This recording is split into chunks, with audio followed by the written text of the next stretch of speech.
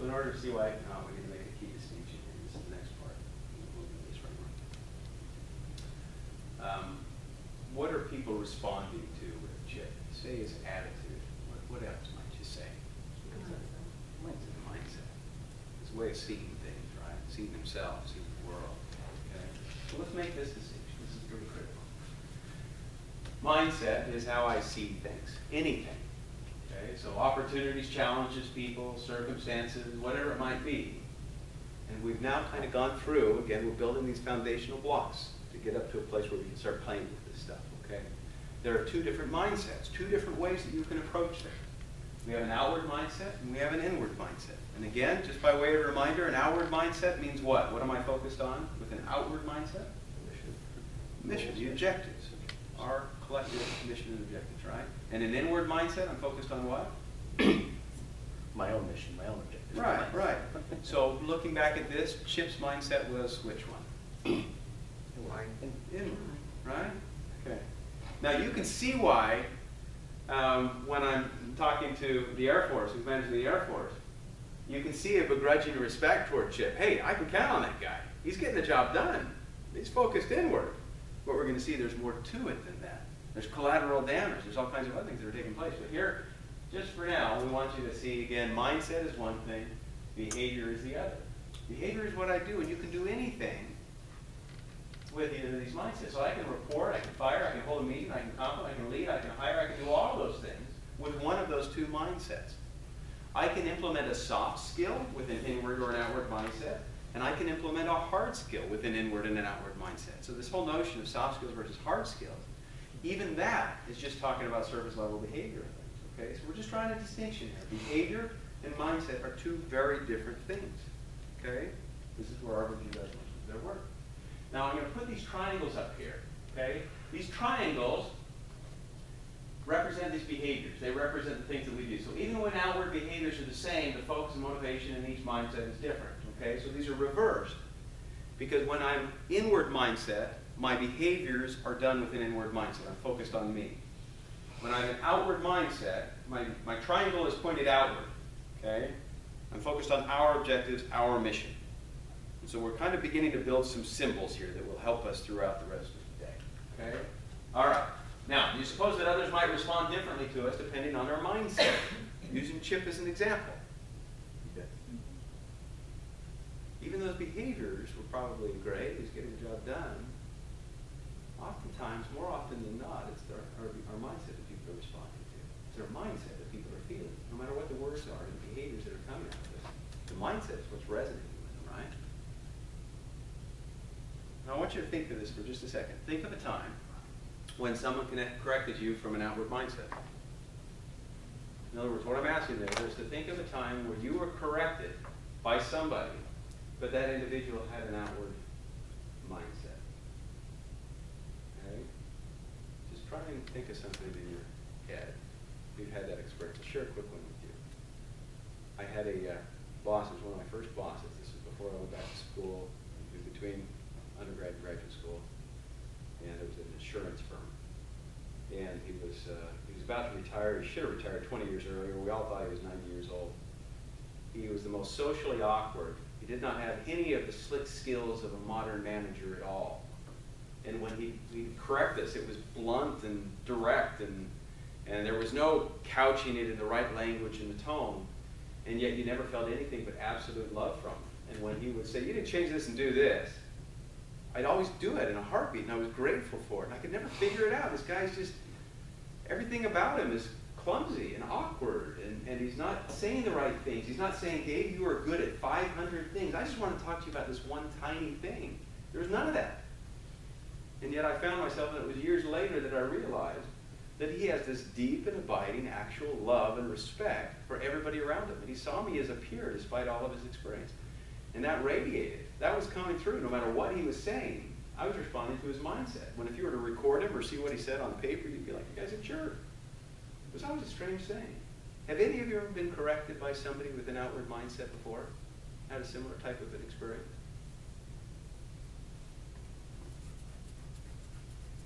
Let's think about it for a moment. Okay? How about when you might might have corrected somebody but from an inward mindset. What might that look like? Talk about that for just a second. If I'm correcting somebody from an inward mindset, what might that look like? What might it sound like? Rude. Self-serving. Self-serving. Rude. It's interesting. You could apply rude to the other one if it's the tone, but it's all in that mindset, right? So it's interesting. You could take a very soft and smooth approach and consider it absolutely rude, and then you could have a very gruff and awkward, clumsy approach and consider it not rude. Think of the times where you may have corrected an individual from an inward mindset. So let's break this up for just a second. If I have an inward mindset, who am I thinking about when I'm correcting somebody? Me, right? So, Danny, if you're working for me and I'm the boss and I need more productivity out of you, and if I come to you with an inward mindset to correct you, what is my objective from this conversation? To get your bosses off your back? Okay, now as your boss, I am your boss. So what is my objective in coming to you? What is it that I'm hoping to get out of this? More productivity and more easiness of your job? Yeah, oh, beautiful, perfectly said. Right at the end, I'm coming to you with an understanding that I want my job to be easier. Right now, you're making it tough. I want you to change. Now, I can come with that mindset, but I can hide it behind all kinds of other language and techniques and things, right? I can come in, I can be soft-spoken, I can compliment you, I can ask you a few things here and there. But if that mindset is prevalent, there's something in us that feels that recognizes that, right? And that's what we're really feeling and recognizing more than the words out of my mouth. At the end of the day, you know that I'm just trying to get you to change to help me achieve what I want to achieve. Manipulative is another word that we might use. Excellent. Okay? So which way advice the best response? Again, almost rhetorical. Right? Okay. All right, now, we're beginning to establish a little bit of a framework here. Since the mindset influences the behaviors a person chooses and the impact of those behaviors, it's helpful to think of mindset and behavior like this. Okay? So you'll begin to see this throughout. We have to kind of build these frameworks so that later on as we start applying them, we understand what these things mean. So in this kind of a situation, I have an outward mindset. My objectives are over here. I have my own personal objectives. I have the things that I need to do. But the triangle is focused outward because I have an outward mindset. That's how we're going to represent that, okay? All right, we're going to explore this a little bit more here. So, when I have an outward mindset, going back to my situation, okay, Danny? First off, I've got my objectives and I've got my issues as well, but you matter like I matter. In other words, I see you as a person. All right, now again, elementary stuff here to some extent. But I'm saying that you matter not more and not less than me. But you're another person, I see you as another person. Okay? Now because of that, your issues matter to me as well. All right? So we put your objectives over here. Those matter to me. They're important to me. And so I'm not just seeing you as an object or somebody that needs to be controlled or anything else, but when I begin to actually see you as another person, that means I can say that all I want, but if I don't really understand your objectives and what's going on with you and the demands and pressures and things that you're experiencing, then am I really seeing you as a person? Right? Not. I'm just seeing you as something to be utilized to achieve a common goal here. All right, so again, just look at it this way. So this is an outward mindset approach. I have my objectives. We're not for a second saying that those are unimportant anymore. And oh, I'm a martyr and your objectives are more important. We'll see later on that that's just as damaging. But we're simply saying you're a person to me. I see you as a person. You matter the same as I matter. Therefore, your objectives, your pressures, your stresses, your worries and concerns are just as important as mine. Okay? Again, foundation. All right. The alternative, an inward mindset. You see that triangle coming back at me. Because again, I got my objectives, but I'm really focused inward. Okay? Others don't matter the same as me. This is a hard thing to say, and it's sometimes a hard thing to accept within us that we might actually be like this from time to time. Okay? We'll explore that a little bit more later on. But because I don't see that as a person, I see them as an object. You see how it kind of fades into a ghost land here. The person disappears. They become an object. They're a pawn, something to be utilized for my own ends, for my own means. Okay? They don't matter like I matter. And because others don't, their issues don't matter to me, I simply don't see them. They're not important. I don't even know what they are. Never really even taken the time to find out. Okay? Now, when the mindset's inward, how I feel about others and what they're trying to do depends whether I think that they can help me with my Think it through. Your value, because I don't see you as a person, your value rises and falls with how I feel you can help me achieve my objectives and my goals. Okay? I don't see you as a person. I see you as an asset. Okay? Now, sometimes we talk about our people as our greatest asset, but if you stop and think about it, I see our people as people. It's far more powerful. An asset can depreciate. An asset can become useless at a certain point if you decide to have it become useless, or whatever. Okay? All right. Now, there are several different ways that we can see people as objects. We'll just walk through these. If they can be helpful to me, I see them as vehicles. All right? So let's suppose that I now have a project, and you guys have all been in this situation on the receiving end, in one capacity or another. I have an objective that I need to do. We've never had a conversation before in our lives, Sean, so here we are the first time, but now suddenly I have a project that I know I need to get done, and I know that you've got some skills that can make that happen. Suddenly I'm in your office and shooting the breeze and asking about how life's going and everything else. You become my best buddy. Up until that point, hasn't been a person to me at all. But he can suddenly help me, so I see him as a vehicle. Okay? So that's one way that we see people as objects. We can see them as a vehicle. Because he can be helpful to me. He can help me achieve my triangle. Okay? Another is, if they make it harder for me, I see them as obstacles. Okay? So again, you can think of a lot of different environments where you've seen people as how you know that person's going to make this more difficult for me to achieve this, or they already are. I think in my own family situation, how many times my own sons see me as an obstacle for various different reasons. We won't get into that, but sometimes it's good to have an obstacle as a father, but it's a whole other discussion. If their help doesn't matter to me, they're considered irrelevancies. You ever felt like that? You ever been in a situation in life where you've essentially been treated as an irrelevancy? You're not seen because you do not have a skill set that helps a certain person achieve their goals and objectives, and so you become an irrelevancy, a ghost. All right? One way to capture the core differences between these mindsets, primarily, again, is I focus on our results versus I focus on my results. Okay? This is what we're going to do, and I think we will take some time to do this. We've got time. I'm just trying to coordinate here. This is just meant to get us up walking around. This is one of those things that there is profundity in the exercise, but it's mainly just get us to move around a little bit and kind of explore what it's like to deal with other individuals when some are being seen as irrelevancies, some as vehicles, some as obstacles, and some as people. Okay? So I'm going to give you a little bit of an overview of what we're going to try to achieve with this objectification activity. Okay? First of all, imagine that we're all about to enter into a meeting. Okay? Yeah, we're here. All right. You walk into a lot of meetings. Do you have a lot of meetings? Everybody has meetings, right? Okay. And imagine that all of us are seeing some people in the group as people, others as obstacles, some as irrelevancies, and still others as vehicles. Okay? The people who are obstacles to us, in other words, these are ones that we consider to be in our way. How might we treat them in this particular meeting if we see somebody as an obstacle? Ignore them? What else? What do you think? No wrong answers. Somebody's considered an obstacle. Might there be something we're putting off? Body language. Body language? We might be a little bit stiff around them. Sometimes it's the opposite though. Sometimes you're trying to buddy up to them so that way you move them out of the way. So sometimes you might go into a manipulative stance where you're saying, okay, they're an obstacle, so I'm going to go in trying to win them over, or I'm going to smooth things. In other words, it's the same thing, right? We're just trying to do that. Yeah. Yeah, he's good at that. Steve. Treat everybody. All right.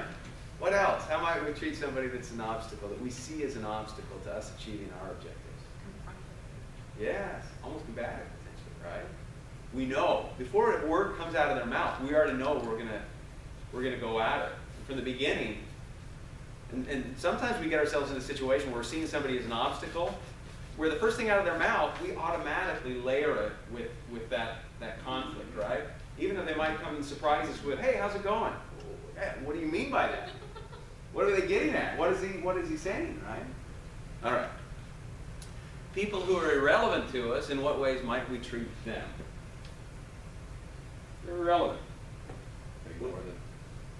Ignore them. What else? Flippantly. Sorry? Flippantly. Flippant?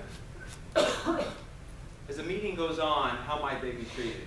If they start making a comment of some sort, Someone interrupts them in speech. yeah, just walk right over them, right? Or counter, just have something completely counter what they just said. Yeah. Yeah. Talks over them. Talks over them, it's not important. It's interesting, we can find ourselves doing that sometimes. Every behavior that we exhibit comes from a deeper mindset that we hold. And it's evidence of one way of thinking or another. And so there's great enlightenment in analyzing our own behavior and the way that we talk to people. But, so irrelevancy, we might just talk right over them, ignore them, whatever else. Okay. How about the people that are vehicles to us? This one would probably be even more likely to cozy up and buddy up. There's no question, an obstacle. All right, I got to smooth this, get that person out of my way. But when we see somebody that has a skill set, or we see that they can possibly help us in some respects, how are we going to treat them in this meeting? Nice. Be very kind, right? What might we say after they make a comment? Oh, good. Brilliant! Oh my God! After me. How did this person, right? How did we get so lucky, right? All right, maybe not that far. Flatter. We'll flatter them, right? We'll go out of our way to just lift them up and butter them up, right? All right, how about those that we're seeing as people? How might we treat them?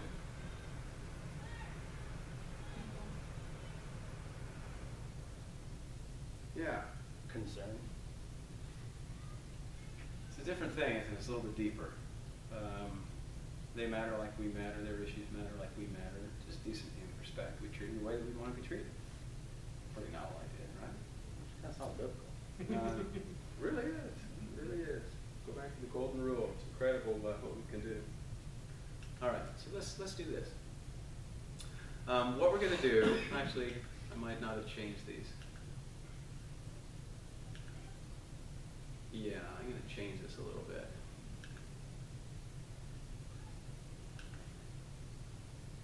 Yeah, let's ignore some of these. We're going to do this slightly different, okay? This is what I want you to do. I'm going to pass around these Post-its. Hey, Steve, can I ask you a favor? Yeah. Are you going to come back into the next hour or so? Oh, yeah, yeah. Would you mind just bringing another thing of Post-its? I thought I brought 2 of these, and I only brought 1. Absolutely. Pink. Thank you. Pink. Let's go to Sean's color. Sean wants pink. Pink? For You girl, can't tell for pink. baby girl. Perfect. Yeah, Laura, you can't tell what pink is. All right. I am having a girl, just found out. Go ahead and take, oh, congratulations. Fantastic. So we'll just take one. Take one, pass it around. This is what we're going to do. You're about to change seats, and the seat will be your new seat the rest of the day. Rich, I know if I were in this situation right now, I would hate what's about to happen. So we're going to try and do this I don't want as... to sit by a boy. Did you notice, before he came in, we were You're on the perfect. lady side. No. Yeah. I predicted you'd sit there, and you did. All right. I have some predictions about you. All right, this is what I want you to do. I'm going to go through and number you 1 through 4. And if you're 1, actually we will follow it here. This part is right. If you're 1, I want you to write obstacle on your Post-it. If you're 2, I want you to write irrelevant.